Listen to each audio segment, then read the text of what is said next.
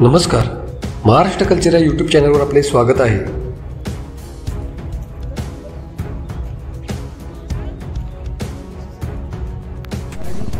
आज आपण आलो आहोत श्री पन्हाळगड ते मसाई पठार आणि श्री पावनगडाची पदभ्रमंती करायला.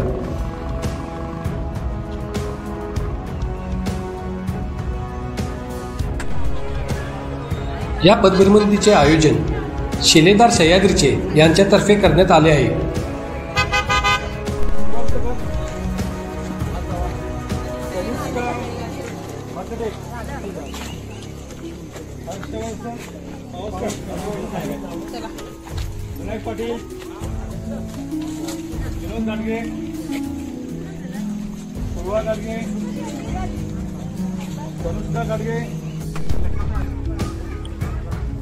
पन्हाळा किल्ला इसवी सन पूर्व 3ऱ्या शतकात प्रथम शिलाहार भोज राजा नृसिंह यांच्या कारकिर्दीत बांधण्यात आला. हा किल्ला पूर्वी नाग जमातील लोकांकडे होता. याचे पहिले नाव पन्नगालय. पराशर ऋषीने येथे तपश्चर्या केली म्हणून हा किल्ला पराशरम या नावानेही ओळखला जात असे. या किल्ल्यावर असलेल्या तळ्यात फुलणाऱ्या कमळामुळे याला पद्मालय असेही म्हटले जाईल.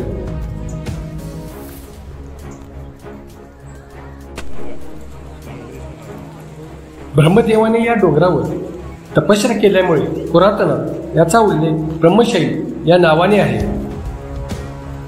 शिलाहार राजा भोज याची पन्हाळा किल्ला ही राजधानी होती. देवगिरीच्या यादवांकडून पराभव झाल्यावर हा किल्ला यादवांच्या ताब्यात गेला.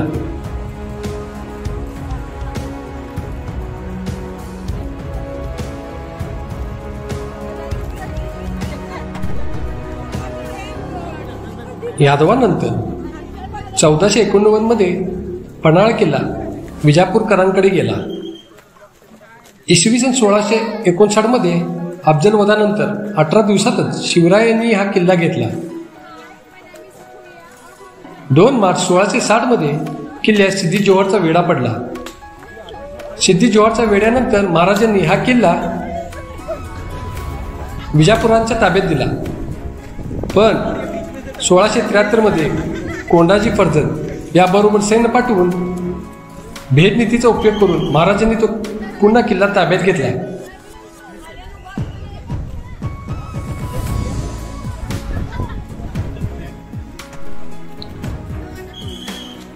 शिवाजी महाराजांनंतर किल्ल्याचा ताबा मुघलांकडे गेला. इसवी सन 1692 परशुराम त्र्यंबक याने पन्हाळा किल्ला मुघलांकडून जिंकून घेतला. औरंगजेबाने इसवी सन 1701 मध्ये हा किल्ला जिंकला.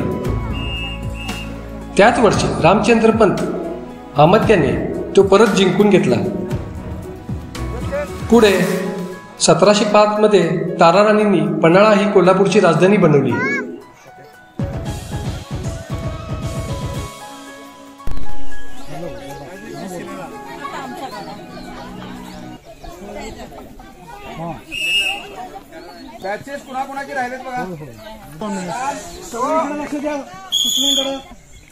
समोर आहे तो पुसाटी बुरुज आहे. अतिशय देखणं व्ह्यू तिथून येतोय. आपण ज्यावेळेस रिटर्न येऊ त्यावेळी पुसाटी बुरुजाला पहिल्यांदा जाणार, मग आपल्या वाहनांकडे जाणार पार्किंग.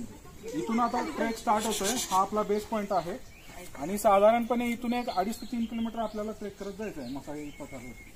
जाताना फक्त एवढीच काळजी घ्या की रश नका करू. मी पहिला की तू पहिला, एकमेकांची काळजी घ्या. ऍज अ ट्रेकर आपण घेतोय, सांगायची गरजच नाही. आणि कुठं प्लॅस्टिक कचरा वगैरे असं काही करू नका. आणि शक्यतो म्हणजे व्यवस्थित पालापाचोळा, थोडा आता तुर्तास पाऊस झाला, थोडं पायाकडे बघून पण चाला. एवढं फक्त हुल्लडबाजी काय नको आहे आपल्याला. नाही कोणी बरेचसे यंगस्टर्स आलेत. Everyone is excited. आम्ही पण एक्सायटेड असायचो आणि असलं पण पाहिजे, पण प्रोडक्टिव्हली एक्सायटेड. एक्साइटमेंट आहे ना, महाराजांचा जयघोष द्या, पण इतर काही हुल्लडबाजी आपल्याला करायची नाही. आणि ह्या ट्रेकला म्हणजे अरुण सर पुढे असतील, अरुण सर आणि राहुल खेडकर सर हे दोघं जण पुढे असतील. त्यांच्या पाठीमागून आपल्याला सगळ्याला जायचं आहे. हर्षवर्धन सर, पूजा मॅम, मी आणि आपले कोण व्हॉलंटियर्स असतील यायला तयार तर आपण मध्ये आणि शेवटला थांबतोय. दिलीप सर आपल्यासोबत आहेत, ते पण आपण सगळे हा ट्रेक कंडक्ट करतो. त्यामुळे हुल्लडबाजी नको आहे, प्रोडक्टिव्हली सगळा कंडक्ट करायचा आहे. असं जातोय मसाई पठारवरती गेल्यावरती 1 तासभराचा ब्रेक आपण घेतोय, त्या ठिकाणी बॅज वाटप होणार. बरेच प्रश्न येत आहेत की बॅज कुठं आहेत, आम्हाला नाही, काय लोकांच्या शर्टला दिसतात, तर बॅज वाटप तिकडे करायचं आहे आपल्याला. ओके, सो आता आपण स्टार्ट करू. अरुण सर, ठरलेला रस्ता अजिबात सोडायचा नाही. कुणाला बाजूला जायचं असेल तर एकमेकांना सांगून जावा आणि आपापल्या ओळखीच्या लोकांबरोबर तरी निदान राहा. आणि लहान मुलांची सगळ्यांनी काळजी घ्या. लहान मुलं आहेत, नसो लहान मुलांच्याकडे सगळ्यांनी लक्ष द्या. अरुण सरांच्या पुढे कोणी जाणार नाही. हा ओके, चला अरुण सरजी. झाडांना हात लावू नका. जय छत्रपती संभाजी छत्रपती शिवाजी महाराज की जय. छत्रपती शिवाजी महाराज की जय. जय भवानी, जय शिवाजी, जय भवानी, जय शिवाजी. हर हर महादेव, हर हर महादेव.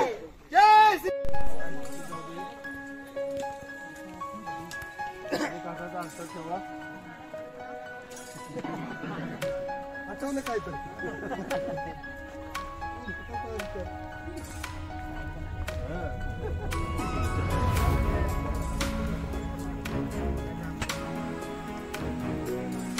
सतराशे 8 मध्ये शाहू महाराजांनी हा किल्ला ताराराणींकडून जिंकून घेतला. इसवी सन 1709 मध्ये ताराराणींनी हा किल्ला परत जिंकून घेतला.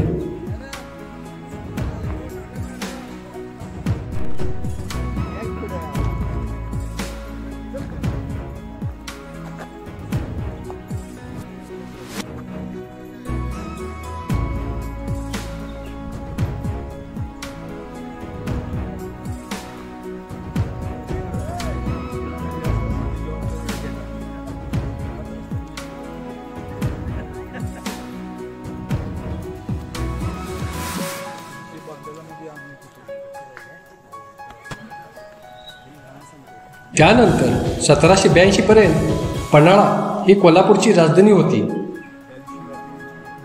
इसवी सन 1827 मध्ये पन्हाळा किल्ला इंग्रजांच्या ताब्यात गेला.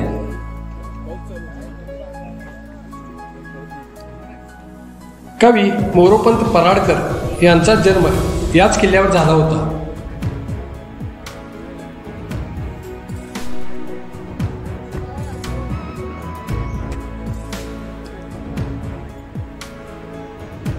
गडावर पाहण्याची ठिकाण राजवाडा, शिवमंदिर, सज्जाकोटी, राजदिंडी, अंबारखाना, 4 दरवाजा, सोमेश्वर तलाव, रामचंद्रपंत अमात्य यांची समाधी, रेडे महाल, संभाजी मंदिर, धर्मकोटी, अंदरबाव, महालक्ष्मी मंदिर, 3 दरवाजा, तसेच कुसाटी बुरुज, नागझरी, पराशर गुहा, दुतोंडी बुरुज, याशिवाय गडावर कलावंतिनीचा महल, साधोबा दर्गा, मोरोपंत ग्रंथालय इत्यादी ठिकाण पाहण्यासारखे आहेत.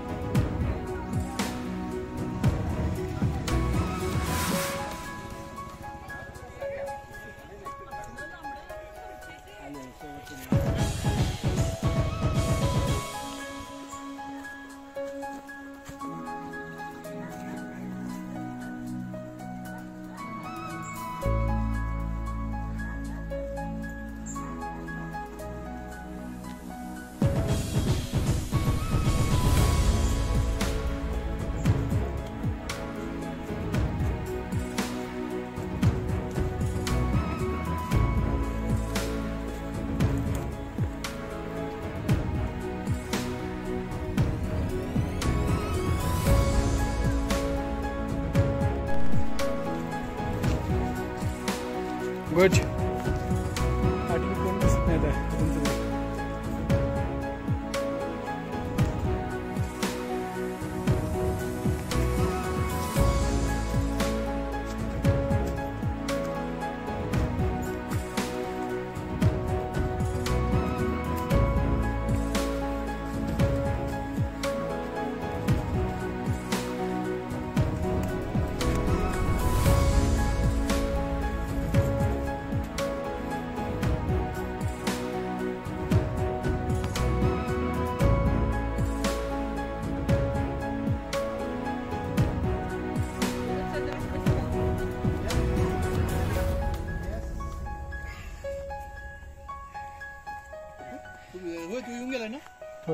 संपला पुढवरती शेवटचं आहे एवढं चढ एवढं आहे.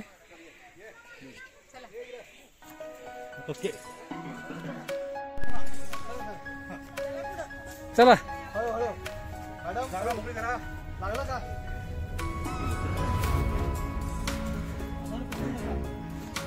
अशा तऱ्हेने सुंदर ट्रेक चालू आहे ट्रेकिंगचे काम.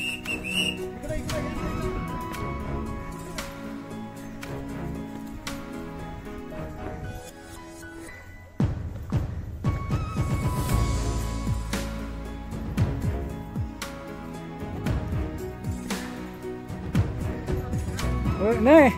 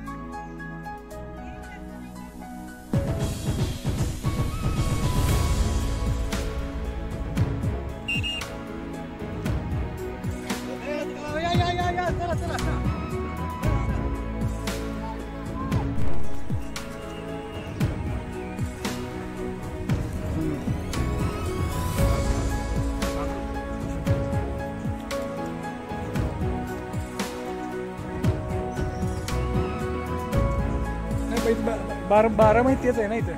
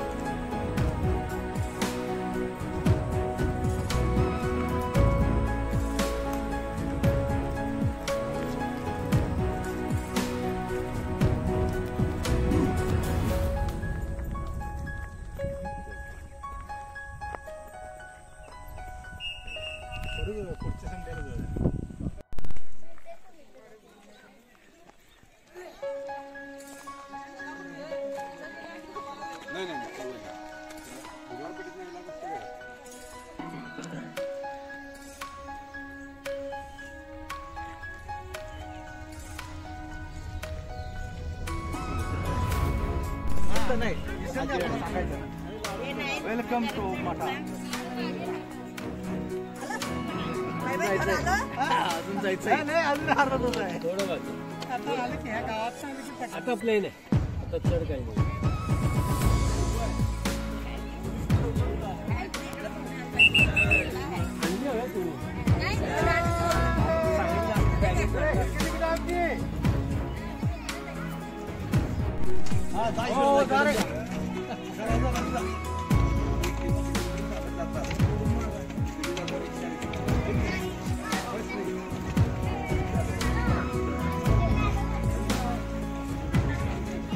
सांगली, कोल्हापूर, सातारा.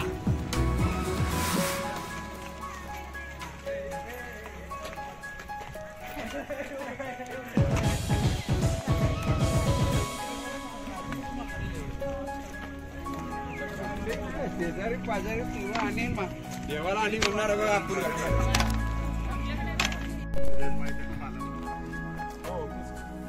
छत्रपती शिवाजी महाराज की जय. छत्रपती संभाजी महाराज की जय. जय भवानी. जय शिवाजी.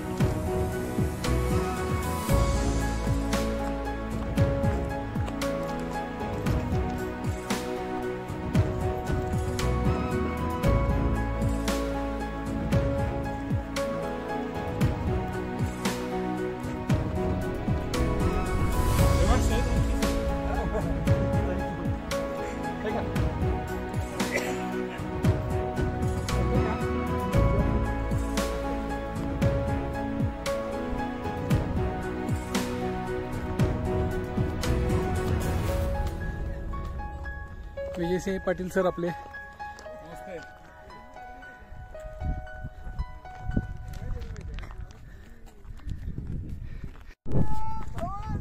जय शिवाजी महादेव.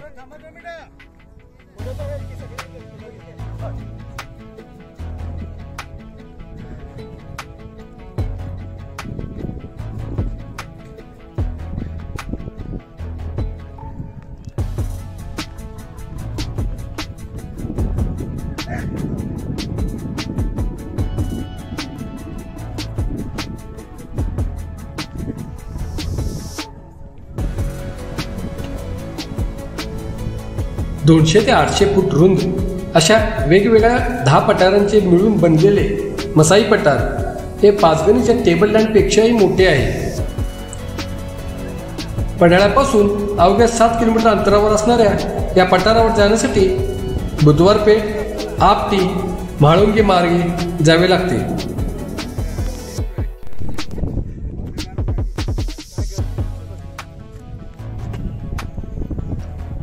मसाई पठाराला जाताना जंगलातून जावे लागते.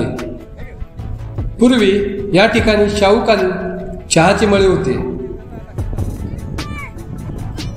थोडा घाट चढून वर गेले की म्हाळुंगे गावातून मसाई पठारावर पोचता येते.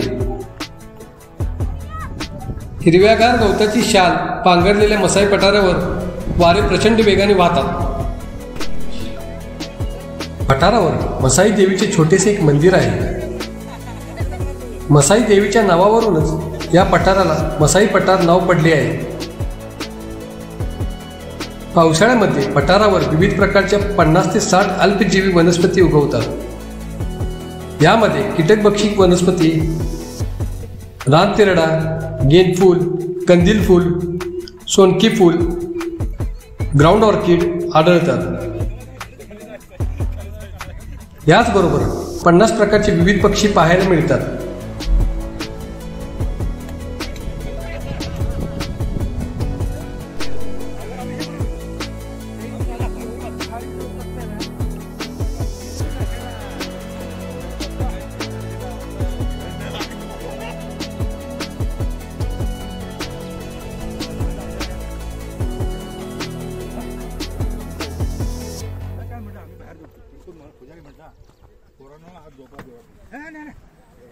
छत्रपती शिवाजी महाराज हे विशालगडला जाताना याच मार्गाने गेले होते.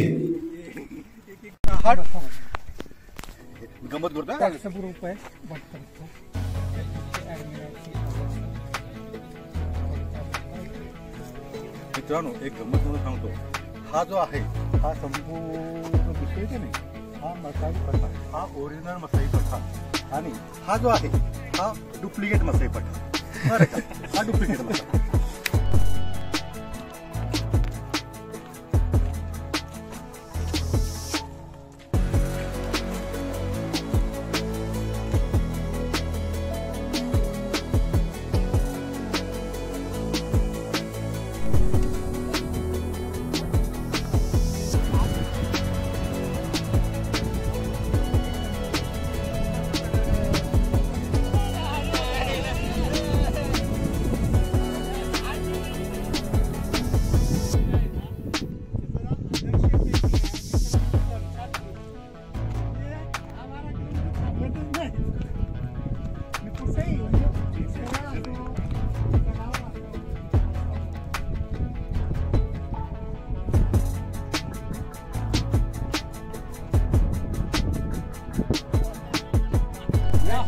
मंदिरापाशी जाऊया.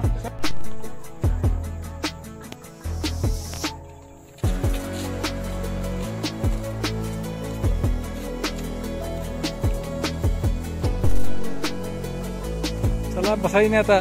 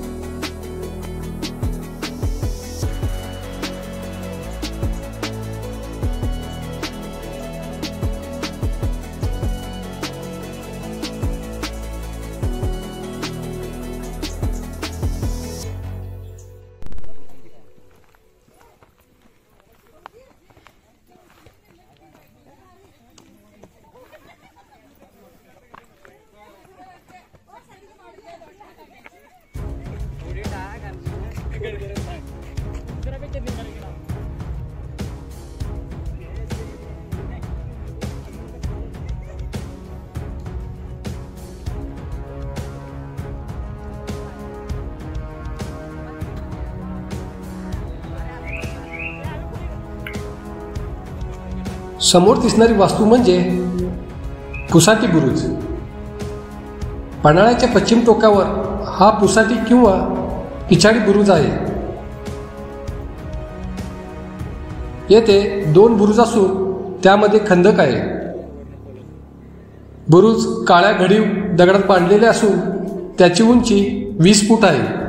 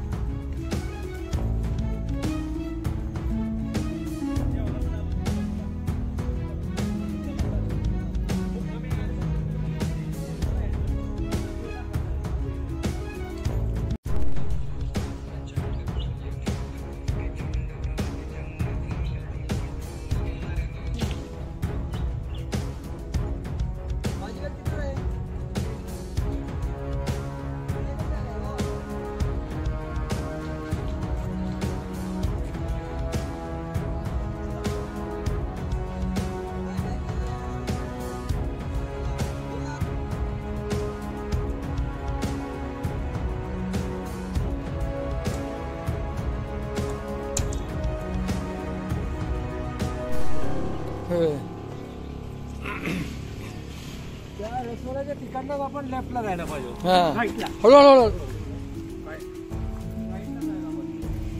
बुंदा.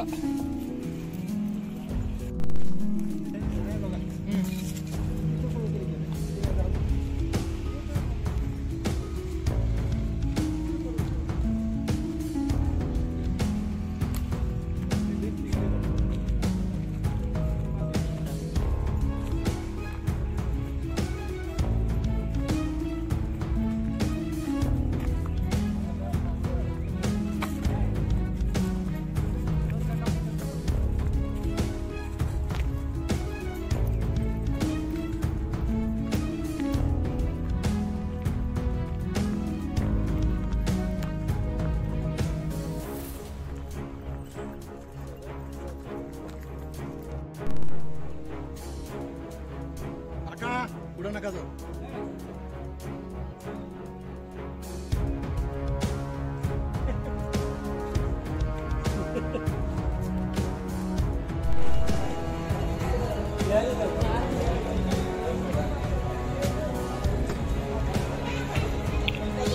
अंधार भाग. 3 दरवाजाच्या वरच्या बाजूला माळावर एक 3 कमानीची काळ्या दगडांची वास्तू दिसते. ही वास्तू 3 मजली आहे. सर्वात तळाला खोल पाण्याची विहीर आहे.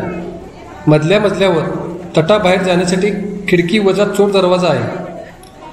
वरच्या मजल्यावर राहण्याची सोय आहे. या इमारतीत एक शिलालेख आहे. अधिक माहिती आपण आनंद काशीद, वीर शिवा काशीद यांचे 13वे वंशज यांच्याकडून जाणून घेऊयात.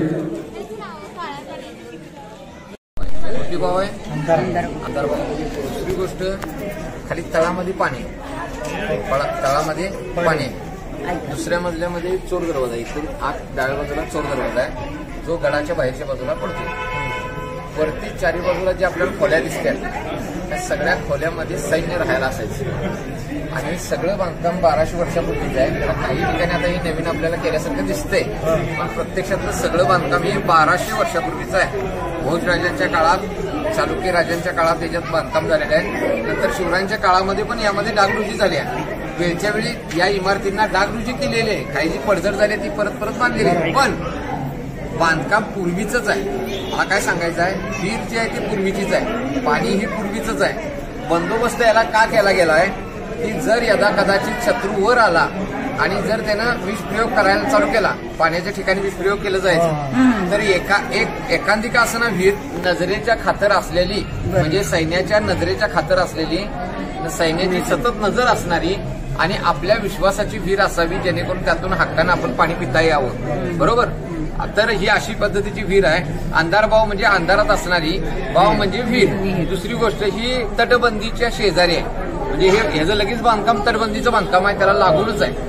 म्हणजे एवढ्या उंचावरती आणि त्याचबरोबर तटबंदीच्या कडेला एवढं पाणी शुद्ध आणि चांगलं पाणी आहे. फक्त दुर्दैव काय की आपली लोक त्यात पाणी, बाटल्या, कचरा टाकतात, हे असं करायला नाही पाहिजे.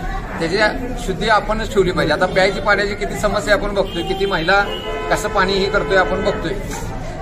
आणखीन एक गोष्ट अशी आहे, बाल शिवाजीची चित्रपट बघितले का किती जणांनी? हात वर करा बरं. हा, बालजी पेंढारकरांचा बाल शिवाजी चित्रपट बघितले, जुन्या लोकांनी बघितले, बरोबर आहे. त्या बाल शिवाजीमध्ये शिवाजी महाराज गडावरती आल्यानंतर जी पाण्याचं हंडा घेऊन वरती येतेली जी भूमिका आहे, त्यातली जी भूमिका केलेली शिवाजी महाराज आहे, लहान आहेत ते, बरोबर आहे की नाही? तर ते पाणी नेतेली जी भूमिका आहे ती इथनं नेतेली आहे बरं का.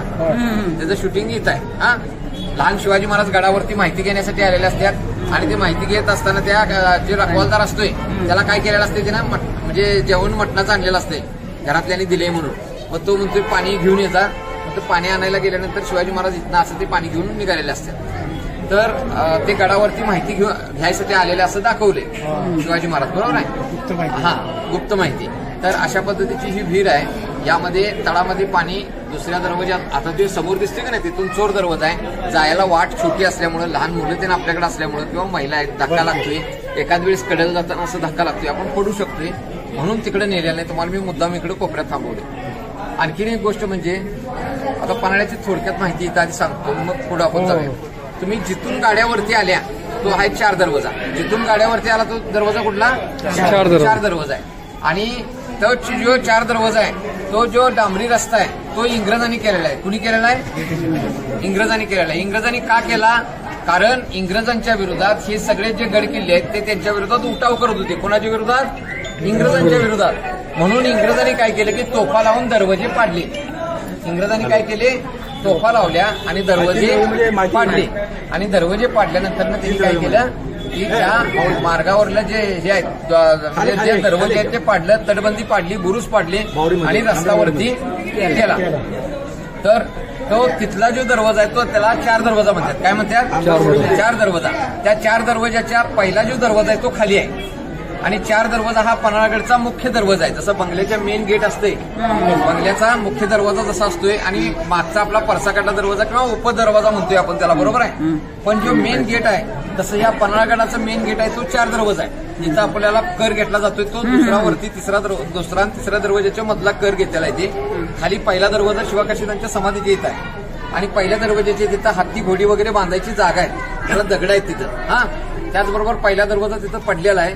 पण त्या तिथनं वाट मात्र अजून सुद्धा बघायला मिळतेली आहे. तिथंच त्या पहिल्या दरवाजाच्या जवळच शिवकाशीदांची समाधी आहे. त्या समाधीच्या जवळच आमचं घर, जुनं पडकं घर तिथंच आहे. तिथंच खाली आमचं घर आता पण आहे. तर पहिल्या दरवाजापासून आमच्या घरापर्यंत दगडी फरसबंदी रस्ता आहे. कसला रस्ता आहे? दगड म्हणजे बंदिस्त केलेला दगड, फरस म्हणजे दगड, बंदिस्त केलेला दगडीचा रस्ता आहे. तर तो रस्ता का आहे? तर पूर्वी तिथं चेकपोस्ट होतं. काय होतं? चेकपोस्ट होतं. चेक करूनच वरती सोडलं जायचं. जर संशयास्पद व्यक्ती वाटली की गडाला धोका असणारी व्यक्ती जर तिथं कोण आली असं वाटलं तर त्याला तिथंच थांबवलं जायचं आणि तिथले रखवालदार जे आहेत ते आमच्या घरामध्ये वर्दी द्यायची. काय करायचे? वर्दी द्यायचे. संशयास्पद व्यक्ती वाटते, तुम्ही या आणि काय हालचाल चालली जरा त्याची चौकशी करा. मग नंतर आमच्या घरातली तिथे येऊन त्यांचे काय चालले ते बघायचं. थोडक्यात काय, या गडावरती नजर ठेवायचं, गड रक्षण करायचं. जे गडकरी असतात, जे गडाचे रखवालदार असतात, जे किल्लेदार असतात, त्या घराण्यातला आम्ही पिढी जात आहे 1200 वर्षापासून. मग मधल्या काळात गड हा कुणाच्या ताब्यात गेला? तर आदिलशाहीच्या ताब्यात गेला. का गेला? कारण आपलं सैन्य गडावरती कमी, शत्रूचं सैन्य जास्त आलं, त्यांनी लढाई केली, त्या लढाईमध्ये आपलं सैन्य हरलं आणि आपल्यात गटतट असतात. मला महसूल गोळा करायला पाहिजे, मला रखवालदाराचं काय काम आहे, असं प्रत्येकाच्यात आपल्यात हेवे दावे असतात. त्यामुळं गड आपला ताब्यात त्यांच्या गेला. परतच्या काळामध्ये 1660ला ज्यावेळी शिवाजी महाराजांनी किल्ला घेतला, 1659ला किल्ला घेतला 28 नोव्हेंबरला. त्याच्या आधी शिवाजी महाराजांनी अफजल खानचं आक्रमण मोडून काढून मग इथं आलेत, बरोबर आहे. मग अफजल खानचं जे आक्रमण होतं त्या आक्रमणाच्या वेळेस शिवाजी महाराज त्या लढाईमध्ये काय करत होते? तर प्रतापगडावरती होते. प्रतापगड ते राजगड अवघं 2 तासाचं घोड्यावलं अंतर आहे. किती तासाचं आहे? 2 तासाचं आहे. सईबाई आचार्य आहे. शिवाजी महाराज गेलेत का राजगडला? नाही. का नाहीत गेलेलं? कारण अफजल खान जरी स्वराज्यावर चाल करून आला असला तर तो स्वराज्यात आला नव्हता. तो गेला कुठं? पहिल्यांदा गेला तुळजापूर फोडायसाठी तुळजाभवानीकडे गेला, म्हणजे सोलापूरच्या दिशेला गेला. तिथून नंतर पंढरपूरला गेला. पंढरपुरात नंतर आपल्या शिखर शिंगणापूर करत तो असा स्वराज्यात आला. मग असा का आला? तर ते देवळं नष्ट करत, लोकांच्या अन्याय अत्याचार करत, लोकांची घरं उद्ध्वस्त करत, ते असं का करत होता? रयतेला जर त्रास दिला तर शिवाजी महाराज उघड्या मैदानात येतील, आपण त्यांना पकडू. हा इतिहास बऱ्यापैकी सगळ्या जणांना माहित आहे, काही जण लोकांना माहित नसेल म्हणून मी परत सांगितलं. पण हे सगळं करत असताना शिवाजी महाराजांनी मावळे काय करत होते? तर त्या सगळ्या लोकांना ज्या मार्गावरून अफजल खान यायला लागल्या त्या मार्गावरची गावच्या गावं सुरक्षित करायचं काम कोण करत होतं? शिवाजी महाराजांनी त्यांची मावळी करत होती. आणि हे सुरक्षित करत असताना त्यांनी काय केलं की हे जे सुरक्षितपणा करत लागल्यात, म्हणजे समजा अफजल खान या मार्गावरून यायला तर या मार्गावरची गावं सुरक्षित ठिकाणी हलवायची, त्यांची अन्न वस्त्र निवाराची सगळ्याची व्यवस्था लावायची. हे काम कोण करत होतं? हेर खातानी मावळे करत होते. त्याला खजाना कोण करत होतं? शिवाजी महाराज करत होते. आणि हे दिवस रात्र काम चालू होतं बरं का. वयाच्या 30व्या वर्षी, कितव्या वर्षी? 30व्या. एकदा बोला सगळ्यांनी. वयाच्या कितव्या वर्षी? 30व्या वर्षी. खरं म्हणलं तर 10-12 वर्षाचे असल्यापासून शिवाजी महाराज हा उद्योग करत होते, लोकांना वाचवण्यासाठी, लोकांना जगवण्यासाठी, लोकांसाठी झगडण्यासाठी. बरोबर आहे का नाही? गुन्हावरती अन्याय अत्याचार होऊ नये, प्रत्येकाला सुख मिळावं, आनंद मिळावं, समाधान मिळावं. बरोबर आहे का नाही? तर यासाठी हे कामकाज चालू होतं. आणि त्यामध्ये अफजल खान चाल करून आल्यानंतर त्याला अजून गती द्यायचं काम शिवाजी महाराजांनी केलं. लोकांना वाचवायचं, त्यांची घरं नष्ट झाली चालतील, शेती नष्ट झाली चालेल, पण लोकांना जीवितहानी काय होता कामा नाही.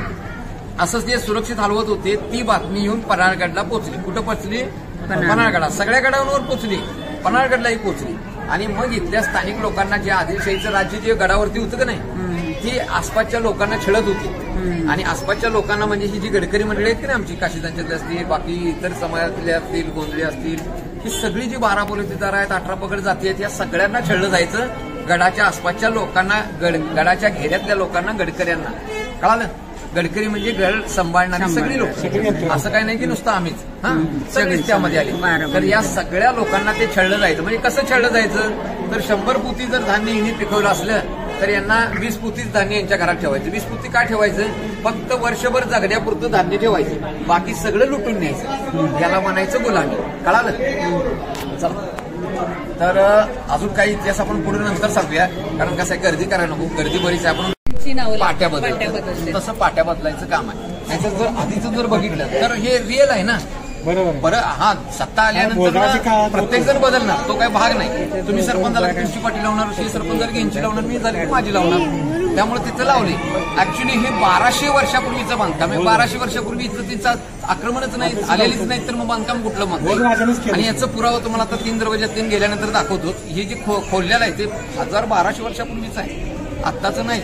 या गडावरती एकमेव गड असा आहे, 200-300 विहिरी आहेत जवळपास, 4 मोठे तलाव आहेत.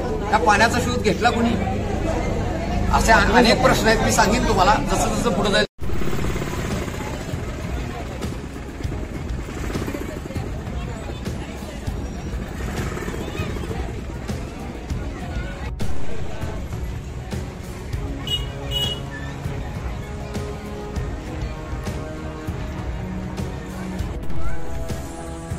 समोरच दिसणारी वास्तू म्हणजे 3 दरवाजा.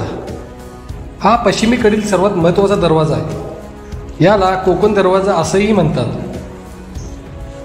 या दरवाज्यावरील नक्षीकाम प्रेक्षणीय आहे. दरवाज्यावर एक शिलालेख शरभ कोरलेले आहे.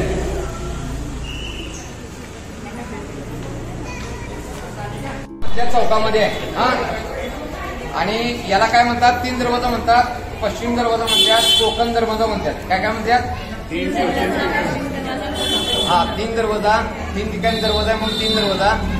कोकणाच्या दिशेला आहे म्हणून कोकण दरवाजा, पश्चिमेकडे आहे म्हणून पश्चिम दरवाजा. हा, आता आणखी एक म्हणजे त्याला जे नक्षीकाम दिसते का, त्या दरवाजावरती त्या हत्तीच्या वरचा जो प्राणी आहे तो, त्याचं नाव माहिती आहे का कुणाला? हेडका नाही, शरभ नावाचा पूर्वी प्राणी एक होता. तो प्रचंड मोठा प्राणी दिसतोय बघा, सिंहासारखा प्रचंड मोठा प्राणी आहे. आणि दुसरी गोष्ट, त्याच्या पुढे हत्ती केवढा दिसतोय? फार छोटा दिसतोय. म्हणजे जसा डायनासोर नष्ट झालाय तसा तो शरभ नावाचा प्राणी नष्ट झालाय. त्या मुलांना इकडे घ्या. ज्यावेळेस शिवाजी महाराज 1674 ज्यावेळेस कोंढाजी फर्जंदी आपण म्हणतोय 60 मावळ्यांनी केळला जिंकलेला नाही, आपल्याला रंजकपणा वाटावा म्हणून आपल्याला ते अतिशयोक्ती सांगितलेली आहे. प्रत्यक्षात 60 मावळ्यांनी काय केला? आपण क्रॉस नाही करू शकत. 60 मावळ्यांनी किल्ला काही जिंकता येत नाही, कारण बरीच मोठं सैन्य असते, बरीच मोठी व्यवस्था आहे. पण 60 मावळे वरती आलेत, सुरुवातीला वरती आलेत म्हणून 60 मावळे. पण शिवाजी महाराजांची पण फळी त्यांना मदत करायला होती आणि सैन्याची पण तुकडी एक होती. पहिली ज्यावेळेस कोंडाजी परिषद ते 60 मावळे वरती आले, त्याच्यानंतर परत नंतर दुसरी फळी आली, 300-400 मावळे खाली होते ते. परत नंतर शिवाजी महाराज स्वतः 5-7 जवळपास 1000 ते 1500 सैन्य, 2000 सैन्य शिवाजी महाराज स्वतः घेऊन आले. म्हणजे तसं बरंच सैन्य असल्याशिवाय गड काही जिंकता येत नाही. आपल्याला वाटते कमी काळात कमी संख्येत गड जिंकला, पण ज्यावेळेस तो जिंकला कोंडाजी परिषदनी, तो 1674ला जिंकला राज्याभिषेकाच्या अगोदर.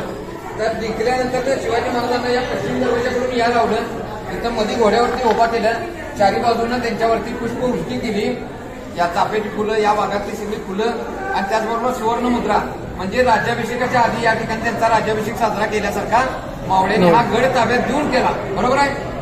घटना भरपूर आहेत, बऱ्याच गोष्टी सांगता येतील. सरांनी मला जरा सूचना केली आहे की बाबा थोडंसं कमी याच्यामध्ये पटपट सांगा. परतच्या वेळी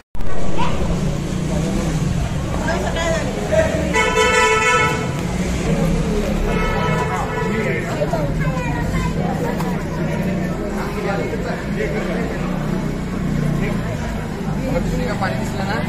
हा, सगळ्यांना पाणी दिसते काय? सगळीकडे विहीर 300-400 फूट 500 फूट खाली मारायला लागते बोर आणि विहीर काढतायला, होय का नाही? तरी पाणी लागत नाही. इथं 5 फुटावरती या आपल्या उभा राहिलेल्यापासून खाली 5 फुटाच्या अंतरावर पाणी आहे का बघा? आहे ना? मोटर लावलं तरी पाणी संपत नाही. पाणी कुठून येते, कसं येते काय माहिती नाही. असं जवळपास 100 ते 150 विहिरी पन्हाळगडाच्या आसपास आहेत. हा बघा ना, खोल 5 फुटावर आहे ना. पुढे सगळे जरा जरा बघून आहे का? पैसे दिसतात बघा खाली. पाणी हे पाण्याचे जे पाणी आहे ते 5 फुटावर आहे.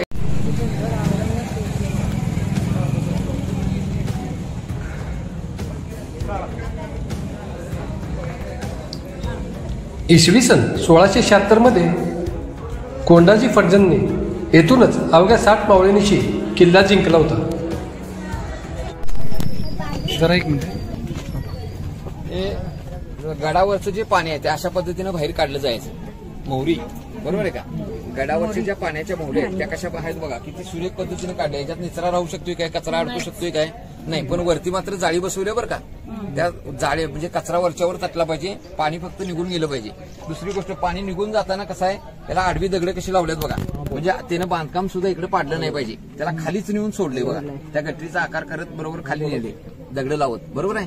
म्हणजे किती इंजिनिअरिंग भारी आहे बघा त्यांचं, की त्यांनी सुरेख पद्धतीचं नियोजन केलेलं आहे. आपण आता काय करतोय की आपलं पाणी एकदा दुसऱ्याच्यात सोडलं की त्याचं तेजी घरात घाण केली किंवा कचरा आपला गोळा केला तर आपण लगेच काय करतोय, दुसऱ्याच्या दारात टाकतोय, आपला विषय संपला. म्हणजे आपण काय करतोय की कचरा काढतोय पण आपल्या दारातला काढतोय आणि दुसऱ्याच्या दारात करतोय. हा, आणि यांनी काय केलं की बरोबर कचऱ्याचं पण नियोजन केले. आता हे बघा, हा जो 3 दरवाजा आहे, हा 3 दरवाजाच्या हा जो दरवाजा आहे, इकडे लक्ष द्या, माझ्याकडे पण थोडं लक्ष द्या. हा दरवाजा बरोबर माग आहे, मागाई का जरा 10-20-25 फूट मागे बघा. आणि पुढे काय आहे, हा बुरुज आहे. अशी रचना का केली आहे तर शंका इकडून आहे की बाबा ज्यावेळेस कोकणाकडून तोफा आल्या वेड्यामध्ये, त्यावेळेस तोफा इकडे आल्या इंग्रजांच्या.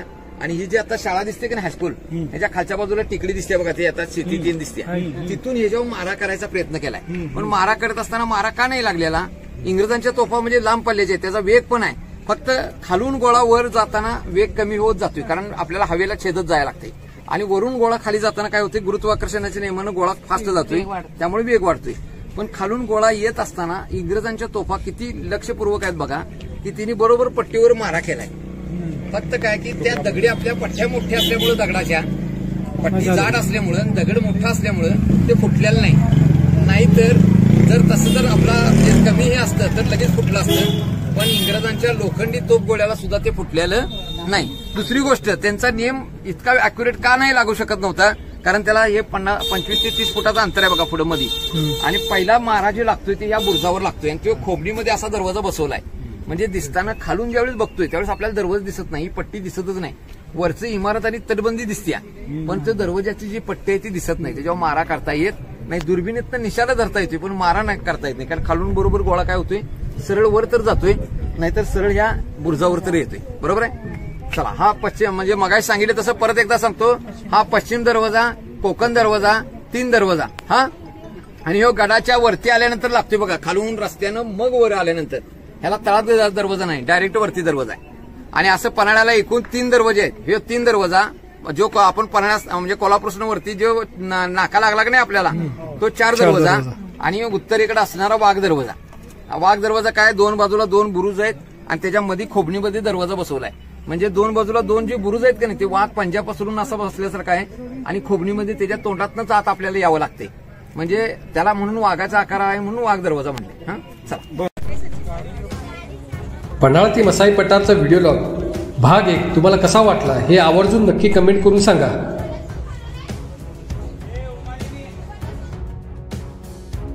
जर तुम्हाला आमचा व्हिडिओ आवडला असेल तर लाईक, शेअर, कमेंट आणि सबस्क्राईब करायला विसरू नका. धन्यवाद.